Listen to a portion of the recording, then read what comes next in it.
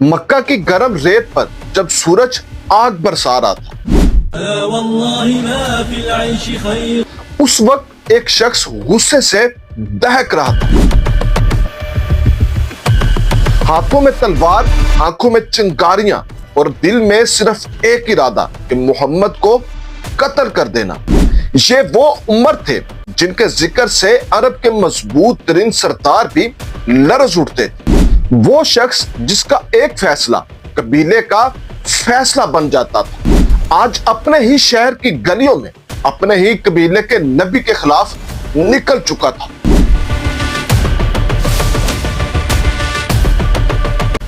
रास्ते में जब एक शख्स ने देखा कि उमर बिन खत्ताब गुस्से से भड़क रहे हैं, तो डरते हुए पूछा, कहा कि ए उमर, कहां का इरादा है? तो उमर ने गुर्रा कर जवाब दिया, मैं उस शख्स को खत्म करने जा रहा हूं जिसने हमारे माबूदों की तौहीन की और हमारे घरों में तफरका डाल दिया, मोहम्मद बिन अब्दुल्ला। लेकिन कुदरत ने उनके लिए कुछ और लिख रखा था। वो शख्स बोला, उमर, तुम पहले अपने घर की खबर लो। तुम्हारी बहन फातिमा और तुम्हारा बहनोई सईद बिन जैद, वो तो खुद मुसलमान हो चुके हैं। ये सुनना ही था कि उमर का चेहरा गुस्से से सुर्ख हो गया, जैसे दहकता हुआ लोहा पानी में डाल दिया जाए। तलवार मुट्ठी में दबोचे वो बहन के घर की तरफ चल पड़े।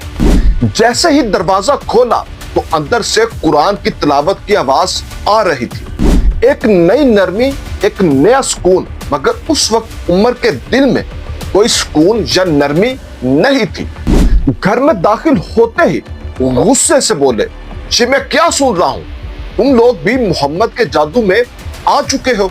और फिर तैश में अपने बहनोई को जमीन पर पटक दिया। बहन फातिमा आगे बढ़ी तो उनके चेहरे पर भी हाथ उठ गया। खून बह निकला, मगर जुबान पर सब्र के सिवा कुछ ना था। चंद लम्हों बाद उमर की निगाह बहन के खून की तरफ ठहरी। ये वो लम्हा था जब एक सख्त दिल पिघलने लगा। उन्होंने शर्मिंदगी से कहा, वो कागज दिखाओ जिसकी तिलावत कर रहे थे। फातिमा ने जवाब दिया कि आप नापाक हैं, पहले वुजू करें फिर छुए।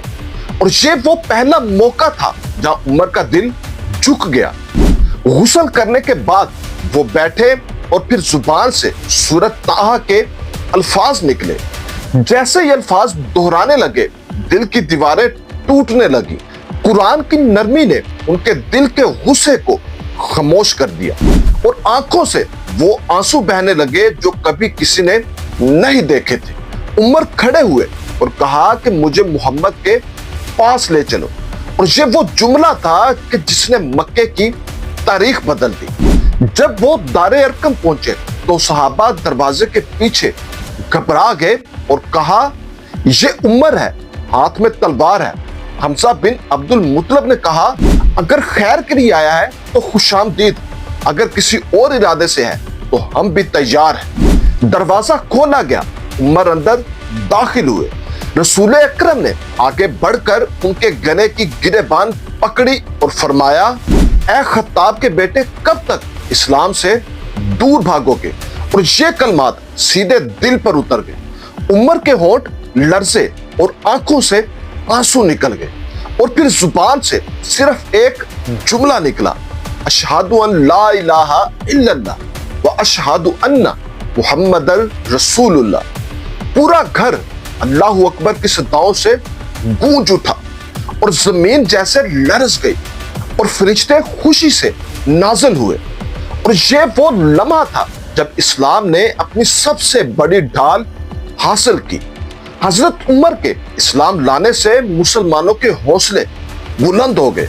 वो जो पहले छुपकर इबादत करते थे, अब उमर ने ऐलान कर दिया, आज से हम छुपकर नहीं बल्कि खुलकर नमाज अदा करेंगे। और वो नबी के साथ बैतुल्लाह की जानिब बढ़े। पहली बार मक्का के लोगों ने देखा कि मुसलमान दो सफों में काबा की तरफ बढ़ रहे हैं। एक सफ के आगे उमर बिन खत्ताब और दूसरी के आगे हमजा बिन अब्दुल मुतलब। और ये वो दिन था जब इस्लाम सरेआम हो गया। جس عمر کی تلوار پہلے اسلام کے خلاف تھی، اب وہی تلوار اسلام کے دشمنوں کے خلاف بلند ہوئی۔ جس دل میں نفرت تھی، اس دل میں محبت نے بسیرا کر لیا، اور جس زبان سے غصہ نکلتا تھا، اب وہاں عدل کی باتیں ہونے لگی۔ حضرت عمر نے اسلام قبول کر کے صرف ایک دن نہیں اپنایا، انہوں نے اپنی روح کو بھی بدل دیا۔ ان کے ایمان لانے سے دشمنوں کے حوصلے ٹوٹ گئے اور مسلمانوں کے قدم مضبوط ہو گئے۔ اسلام قبول کرتے ہی عمر اسلام کی سب سے بڑی ڈھال بن گئے۔ وہ عمر جو کبھی نبی کے خلاف نکلے تھے، اب نبی کے ساتھ کھڑے تھے۔ دنیا نے دیکھا کہ ایک تلوار نیچے ہوئی اور اسلام ہمیشہ کے لیے بلند ہو گیا۔